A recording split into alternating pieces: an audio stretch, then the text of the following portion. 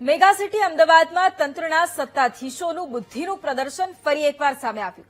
અમદાવાદમાં તંત્રની ઘોર બેદરકારીના કારણે લોકોને ભારે હેરાનગતિ થઈ રહી છે. શહેરા વિસ્તારમાં ઓરડાનું અણઘડ આયોજન નાગરિક માટે મોટી મુશ્કેલી સમાન બની ગયું છે. શાંતિ એશિયાટિકથી શહેરા સુધી રોડ પર વિચિત્ર ડ્રેનેજ લાઇનથી લોકોને હાલાકી પડી રહી છે. રોડથી 1 ફૂટ ઉપરની ડ્રેનેજની ડિઝાઇન અકસ્માતને મોટું આમંત્રણ આપી રહી છે. રાત્રિના સમયે સ્ટ્રીટ લાઇટ ન હોવાથી અકસ્માતનો મોટો ખતરો રહે છે. ઓરડાએ પોતાની ભૂલ છુપાવવા માટે પ્લાસ્ટિકના મોટા ડ્રમ મૂકી દીધા છે. ઊંચી ડ્રેનેજ લાઇન બનાવવામાં તંત્રની મોટી બેદરકારી હોવાનો સ્થાનિકોનો આરોપ છે. આ પ્રકારની ડ્રેનેજ લાઇન ક્યાંય ન જોઈ હોવાનો સ્થાનિક લોકોનો દાવો છે. ક્યારે ઓરડા આ સત્તાધીશો પોતાની ભૂલને સુધારવાનું કામ કરશે તે જોવું રહ્યું. હેરાનગતિ પુષ્કળ ટ્રાફિક વાળા નડે, એક્સિડન્ટ થાય. શું આ તો વચ્ચે હાલે જ નહીં. આ કોઈ દે તો વચ્ચે કરી નાખી છે, વચ્ચે થોડી કઈ હાલે.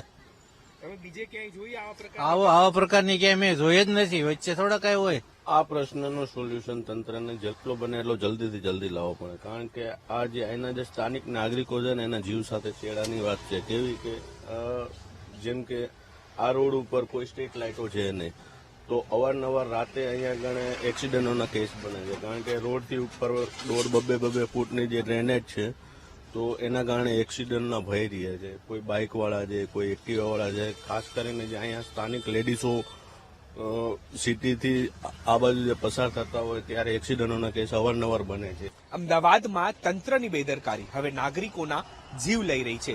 નરોડામાં ડ્રેનેજ ખુલ્લી હોવાના કારણે એક વ્યક્તિ પટકાયો અને તેનું મોત થયું. ત્યારે અમદાવાદની અંદર રિયાલિટી ચેક કરતા એ દ્રશ્યો સામે આવી રહ્યા છે કે જ્યાં તંત્રની બેદરકારી લોકો માટે સમસ્યા બની રહી છે. દ્રશ્યો છે સેલા રોડના કે જ્યાં શાંતિ એશિયાટિક સ્કૂલ પાસે જે ડ્રેનેજ બનાવવામાં આવી છે તે એટલી ઊંચી બનાવવામાં આવી છે કે ત્યાં હવે અકસ્માત વધી રહ્યા છે, ને જેના કારણે ખુદ તંત્ર દ્વારા પીડા ડ્રમ જે છે તે લોકોને દેખાય તે માટે મૂકવામાં આવ્યા છે, કારણ કે આ પ્રકારની પરિસ્થિતિ અને અહીં અકસ્માતની સંખ્યા વધી રહી છે. એટલે કે ક્યાંક જે ડ્રેનેજનું જે લેવલ છે તે રોડ બરાબર હોવું જોઈએ, પરંતુ અહીં અલગ પ્રકારે જ આ ડ્રેનેજ જે છે તે ઊંચી બનાવવામાં આવી અને લોકોને પરેશાની થઈ રહી છે.